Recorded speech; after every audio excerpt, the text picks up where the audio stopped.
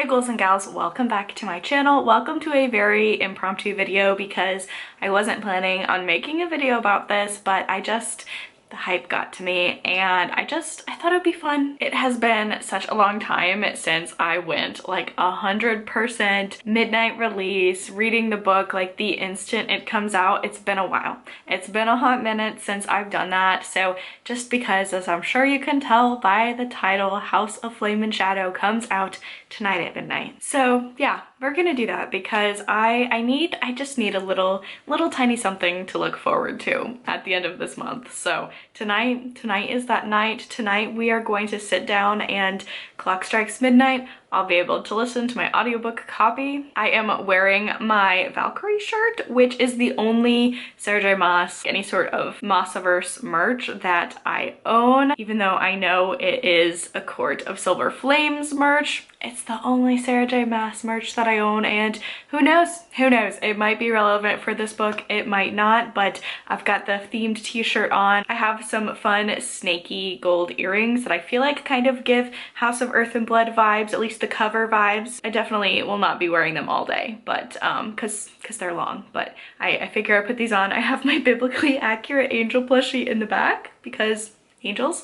We're gonna have a good time. This is just for a lot of reasons. Most of my vlogs are spoiler free.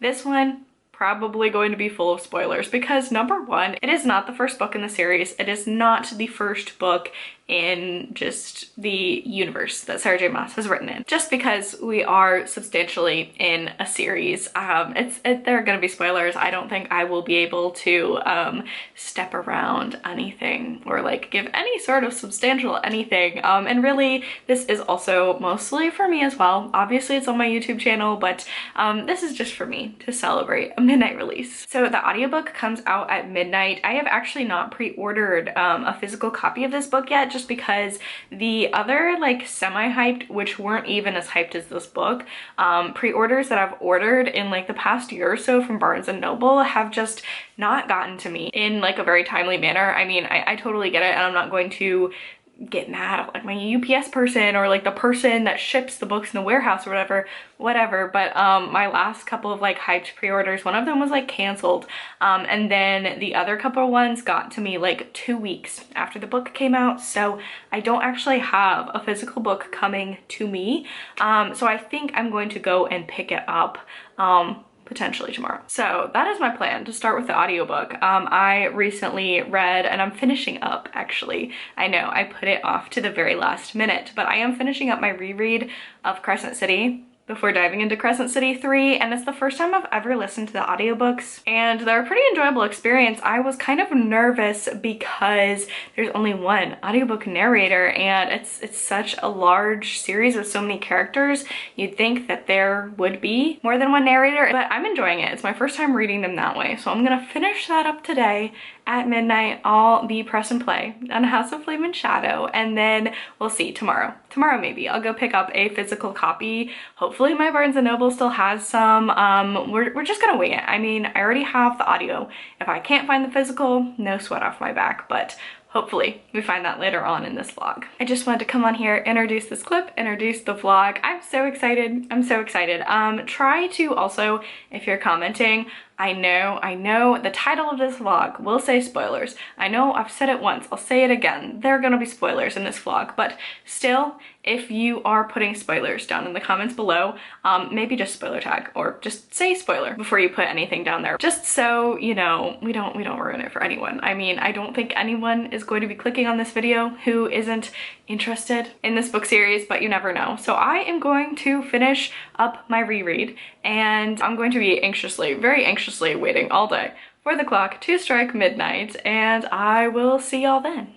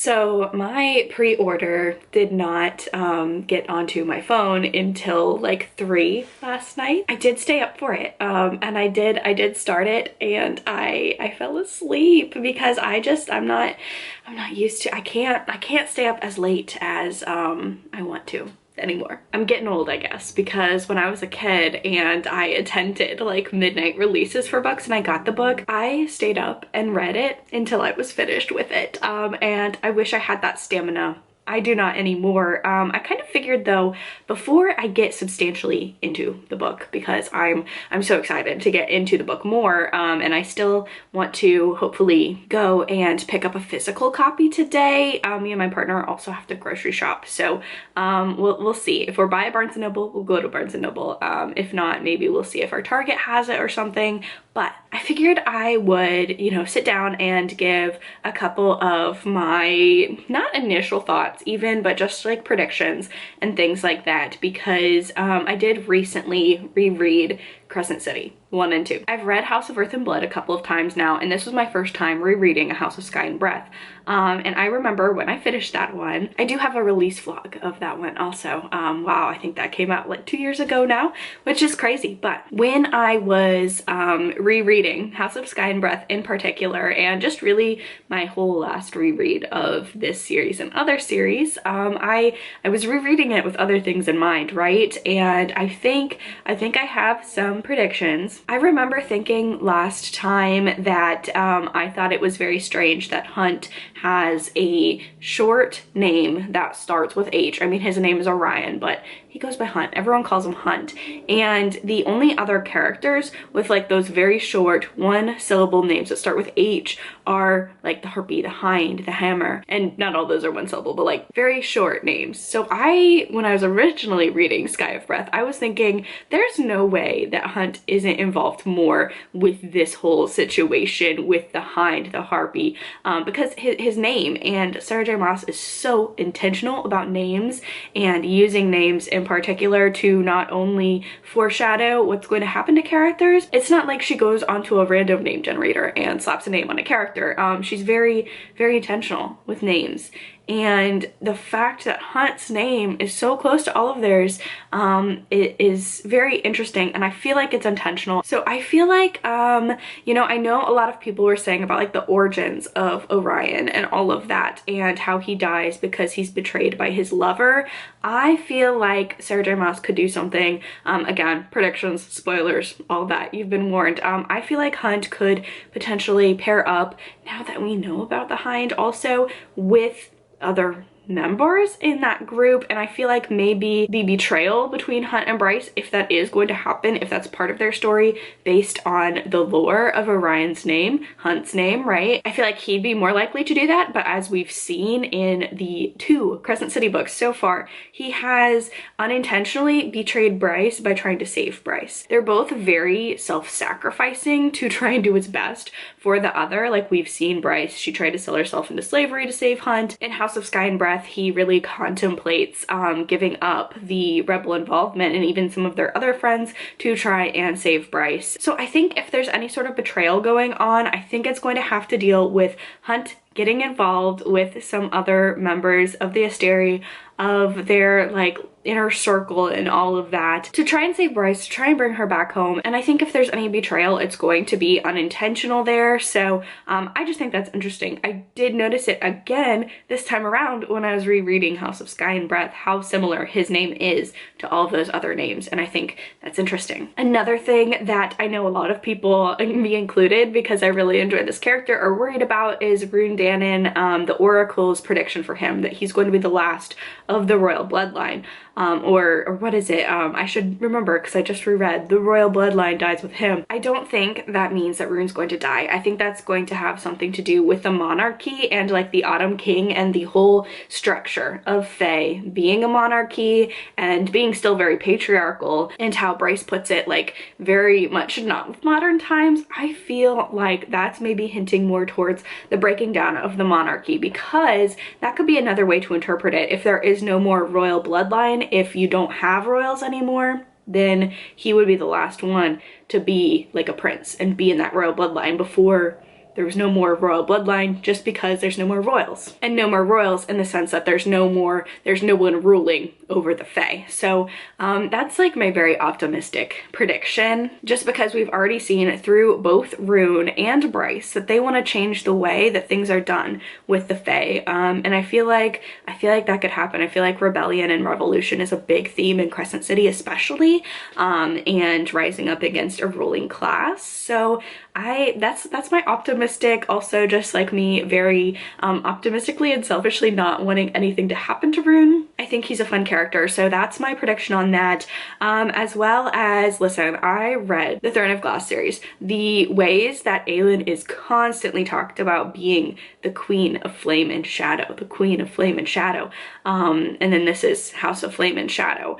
Although when I'm looking at the cover, and I'll do like a big pan down here, the character on the cover, I'm almost wondering, it doesn't give Aelin vibes so much as Manon vibes, because when I'm looking at like the animals and the different pieces of this in here, I see wyverns, I see almost more of like dragon-like sort of features, and also whoever is on the cover of this book has those claws that very much remind me of Iron Teeth claws. And with the way that House of Flame and Shadow is portrayed, and just like thinking about the archetypes of the types of women characters, female characters that Sarah J. Maas writes, I almost feel like Manon could play a bigger part than Aelin, because I don't know, I think there's gonna be a crossover. I think there's too much to suggest there not being a hint of a crossover. However, I almost think like just Manon feels like in the realm of Crescent City, she belongs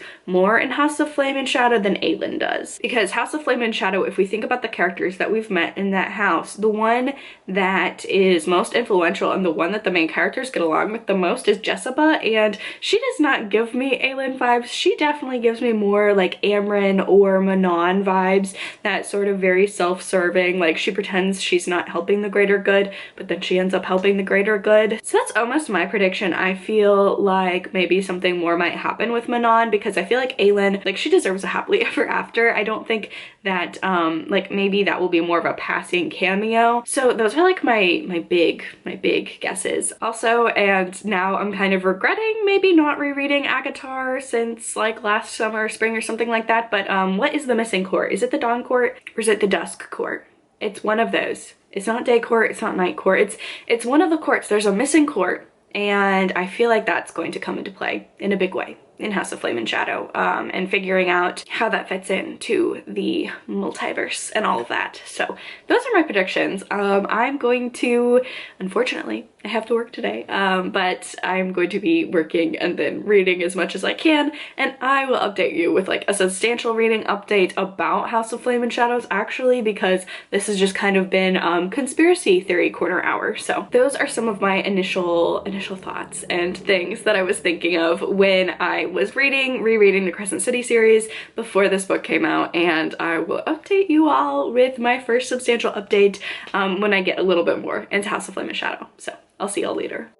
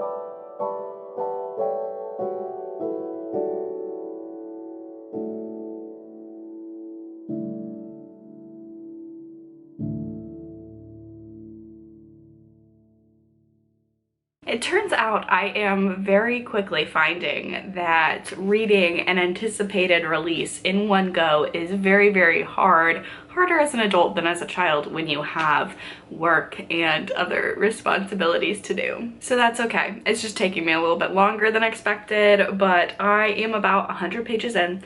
I did last night go and pick up my physical copy from Barnes & Noble. Went ahead, put my bookmark in it, found my place, and now that I have a physical copy, the reading's gonna go a lot faster just because I am a faster reader when I'm reading physically versus listening to an audiobook. So I'm enjoying it so far. I'm quite enjoying it so far. I'm gonna go out on a limb. Just based on the first 100 pages, I don't know if we're going to see anyone from Throne of Glass, which will be interesting to see fan reaction, because I feel like we were all really scanning the whole entire fandom for anything that could connect all of the worlds together, even though canonically they do all connect together. I don't know if we're gonna get it in this story because I'm quite liking the pace of where Bryce is right now. She's with the Aakash crew, but the way this is paced and the way that we're flipping back and forth between different points of view, not too much has happened in her point of view, because we've been getting a lot. We have Ethan's point of view, we have Tharian's point of view, we have like Rune and Hunt, that crew, we've got that point of view. We also have Lydia, the Hind, coming in occasionally. The prologue was in her point of view, and she did just have a brief little snippet as well. So we've got a lot of characters, we've got a lot of different moving pieces that we're following in this story, which I'm very pleasantly surprised by. I was a little bit nervous because Aakash is my least favorite series. I'm sure that's an unpopular opinion. I'm okay with that, but it's my least favorite Sarah J. Maas series, and especially how some characters and their motivations ended up after A Court of Silver Flames. I was nervous about sending Bryce there. I was nervous that this would not be Crescent City 3, but like Aakash 5.5 or something like that. Like it would just feel like an Aakash book with another character in it rather than a Crescent City book. This still feels very much like a Crescent City book. We just have our one point of view, which I'm quite liking. I also very much like that Nesta and Bryce are teaming up. I think that's a really good pairing. I think that's like the best possible pairing to also get them both on the same foot and to kind of figure out that mistrust and gain the Aakash crew's trust of Bryce, because she just appeared spouting very, very strange things. So they're very wary of her, which I'm kind of liking. It's not like an Insta best friends, like very like fan servicey sort of thing. Again, another thing I was a little worried about, but I'm enjoying it so far. Also, I completely forgot that something weird is going on with Hunt's lineage and Hunt's father. I forgot that at the end of Crescent City 2 that one of our bad guys says it's the Bloodhound person, but the Bloodhound person says that Hunt smells wrong. He doesn't smell like an angel. What does that mean? And now we have Princess of Hell telling Hunt that they like know his father and that this is like the purpose, like this mission, this overtaking the Asteri, that's what he was essentially born to do because of who his father is. And so now I am very, very intrigued, but yeah, still have to work today. I know, so annoying. This should be my full-time job, just reading books, right? Don't we all wish that were the case? But I do have to work. But I do anticipate getting another couple hundred pages in this one, especially now that I have the physical copy. And yeah, I am intrigued. I feel like this one does a really good job of not necessarily splitting up our characters and splitting up, like jumping from point of view to point of view. We'll get a little question answered, we'll get another question, and then we'll go to another point of view. We'll get a little more backstory, we'll have another question, we'll go to another point of view. So yes, I'm enjoying this. I'll talk to y'all with another update a little bit later.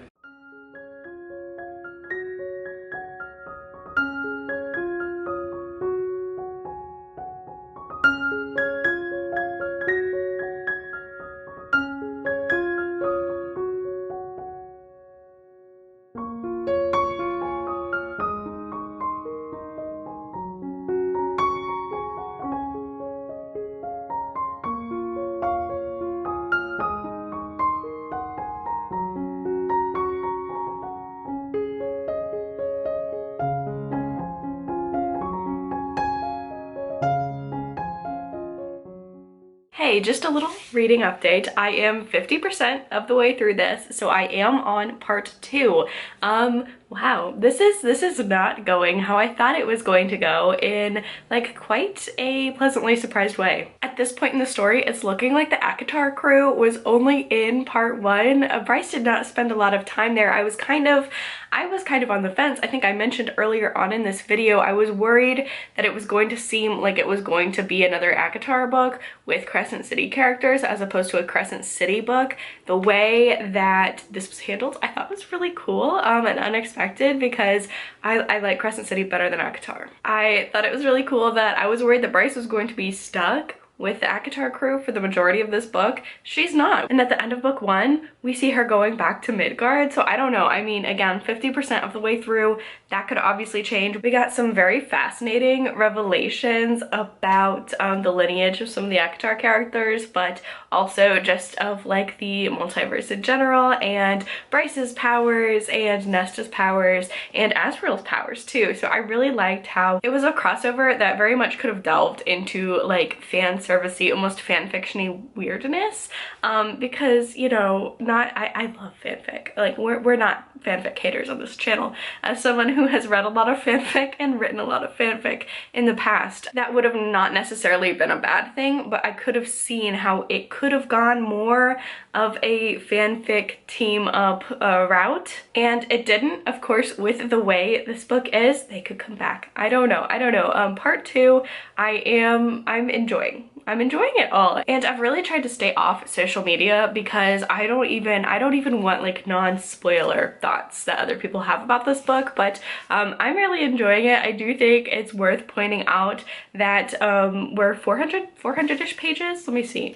Yeah, 400-ish pages into this book, and there has been no smutty scenes, so I'm sure a lot of people might like find that lacking or be frustrated with that. So I definitely think at this point, in at least both other Crescent City books, probably most of the Aakash series as well, we've had some smutty scenes, some spicy scenes in there, and this one has not had it. We've had some shockingly gory scenes, so both of those feel like not risky, but both of those are like pleasantly surprising things. This does not feel like formulaic or just like dialed in to just pump out another book. This is taking some risks, and I'm worried that a lot of our main characters are not going to have plot armor as we've kind of expected them to have in other Sarah J Maas series. Pretty much if you are a main character, even if you die, that's not final. I guess we could have discovered this by book 1 in the series when Danica dies very tragically and then never is resurrected. But for the most part, I'm getting a little nervous about a few of our main characters, because even though in the past Sarah J Maas's main characters haven't died, I'm kind of nervous for some of them. So yeah, I'm hoping to finish this today.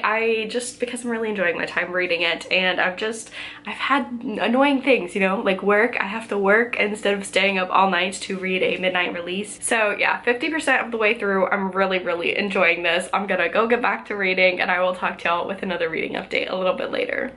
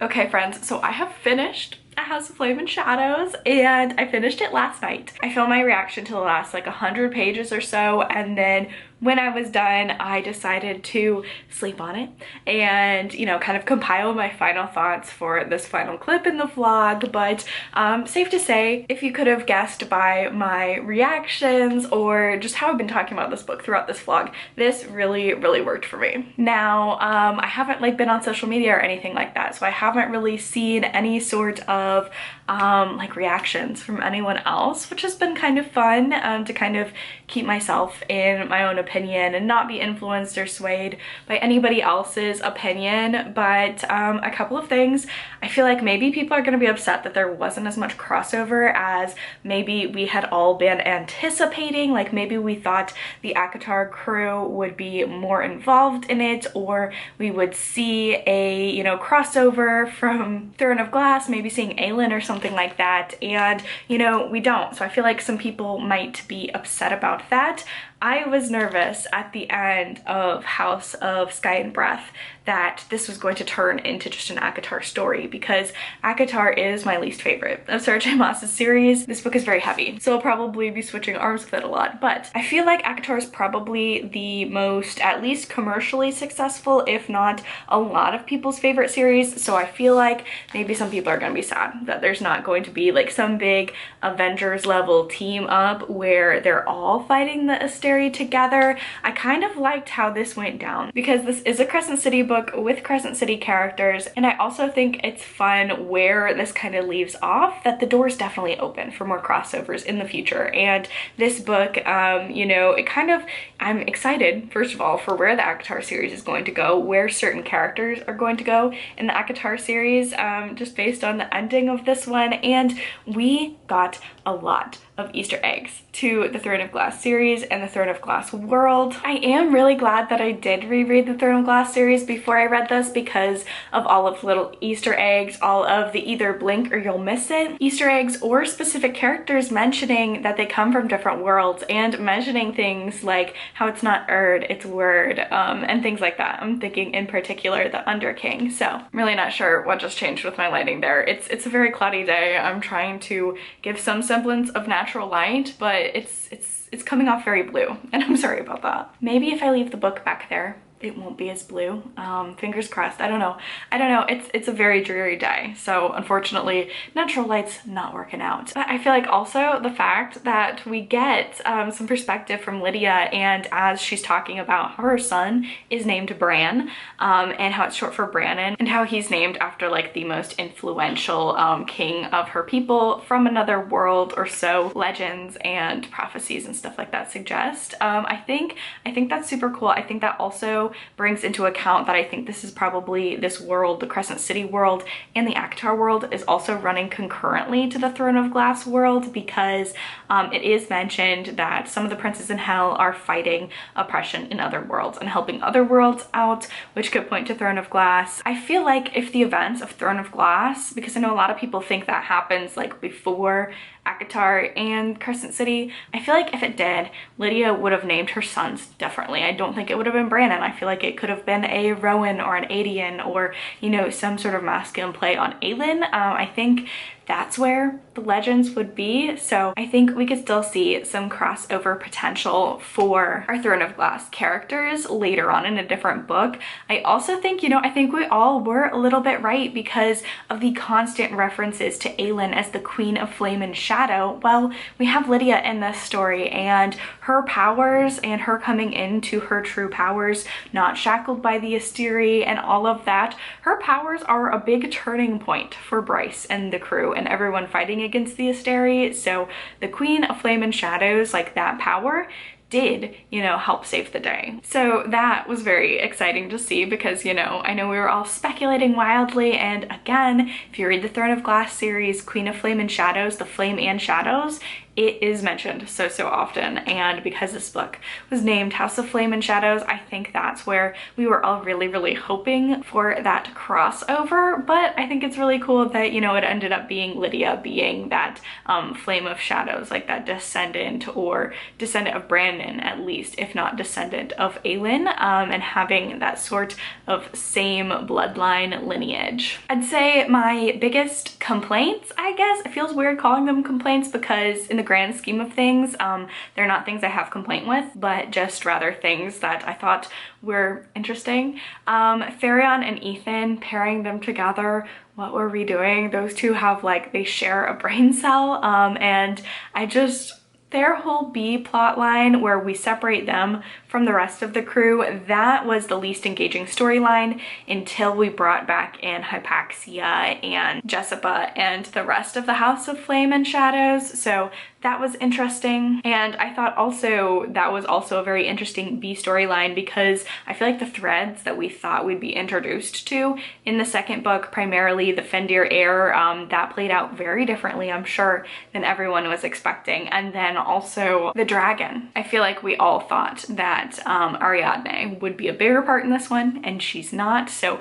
those, like, I think that was very interesting, the way all that panned out, and just some interesting choices there, just in terms of the fact that Theron and Ethan, I felt like were not strong enough on their own to carry their own B plot until we brought in Jessica and Hypaxia. And Jessica, we found out what she was all about, which was super cool. I still feel like I would have liked answers to maybe what Fury is. Like, what is her deal? What is she? Is she in the House of Flame and Shadows? And like, what is she? Because it is mentioned that Bryce thinks she's very similar to Amryn, who's also a mystery. So, you know, that's up in the air for future books to maybe figure out really what exactly one of those two, what they are, and then maybe we'll figure out what the other one is. This definitely is like a self-contained story. I feel like Bryce and Hunt, we're done seeing them, their story's done, but there definitely could be other stories to be told, different characters to follow in the Crescent City world. And that being said, I think Bryce, I really enjoyed her as a main character. I've enjoyed her throughout this whole series, but especially in this one, I liked her inner conflict and her kind of doubt herself. It's not the same sort of doubt that maybe people like Hunt have of, should we be doing this? Should we be risking everything to try and topple the Asteri? But in regards to, and I think just because I tend to like unlikable characters, I feel like a lot of people are going to not like her in this, because she makes some poor decisions, and she's still trying to figure herself out, and she's very against the Fae. Like, she says in multiple chapters, especially towards the beginning, that she doesn't care about them, which fair. We as Sarah J Maas readers, we like the Fae because we've read Throne of Glass, we've read Akatar, we love the Fae, but Bryce doesn't, and she has every reason to hate the awful patriarchal like bullshit that the Fae in her world like support.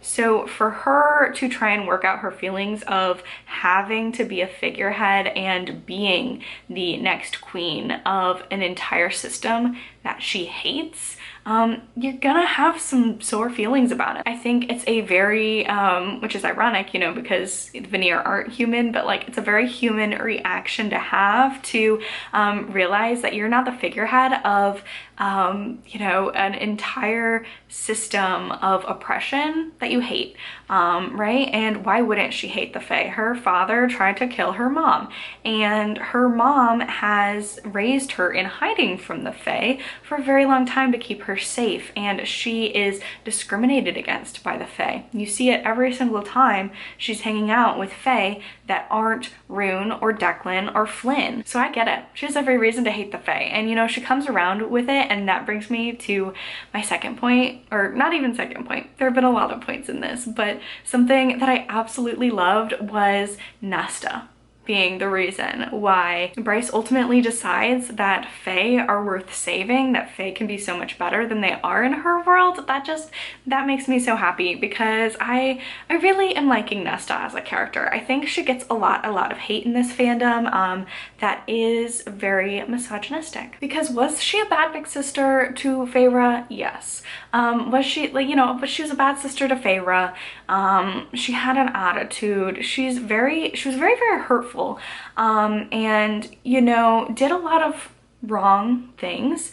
But the fact that a lot of the Akatar fandom in particular has written her off as a villain, when we get characters like Hunt and Rhysand even, and Baxian, where we get these male characters that have killed people, that have tortured people, and they get a redemption arc, and we're okay with it. I'm not saying we shouldn't be okay with it, like, they're allowed a redemption arc, but Nesta never did anything like that. Like, her only crime was just being a little bit of an asshole. And so I think the reaction to never letting her try and grow and change, when we let a lot of male characters like off the hook and we let them have their redemption arcs when they've done horrible things, like actually like crime, and Nesta's just a mean person, a mean-spirited person at the beginning that grows out of that, and we don't let her time to change. I thought this was really beautiful that Bryce gets to see through Nesta, through Azriel, but like primarily Nesta, that the Fae are worth saving. I thought that was so beautiful, and I wasn't intending on tearing up at the end of this book, but Ember being able to hang out with Nesta and give her that mother-daughter relationship, I just thought that was so precious. So I really loved that ending, and I think those are like the big things that I wanted to talk about, that I wanted to gush about. But yeah, I really enjoyed this reading. I'm really excited to see kind of what is next for Sarah J. Maas. I think she said there's an Akatar book and then another book that she's not giving details about, but she says a lot of people will be really excited for, and I think a lot of people, me included, would love to see that be like a Dorian and Manan. So yeah, we'll just have to see. All in all, I love this series. It's definitely one that I feel like I could reread and get something like a little bit more out of each time I reread this. I feel like there's so much, and while I tried to pace myself and not speed through it, and really enjoy and be present reading it, I know there's stuff I missed. So all in all, I had a wonderful time reading this, not just because it was an excellent story that I ended up really enjoying, but also just because I enjoyed, you know, the excitement of having a brand new midnight release. It's been a little bit of a struggle mental health wise for me lately, and this was just such a wonderful book to dive into and really lose myself in another world. I love that, like, the through love all is possible, that byline, how it not only for this series is about romance and romantic love, but familial love and love between friends. I absolutely love that, and I just had so much fun reading this book and sharing my opinions and theories and reactions with you all. So thank you all so much for watching. If you enjoyed this video, please be sure to give it a thumbs up, leave a comment down below, subscribe to my channel for all of the bookish and cozy gaming content. Stay safe, stay spooky, and I will see y'all in the next one. Bye!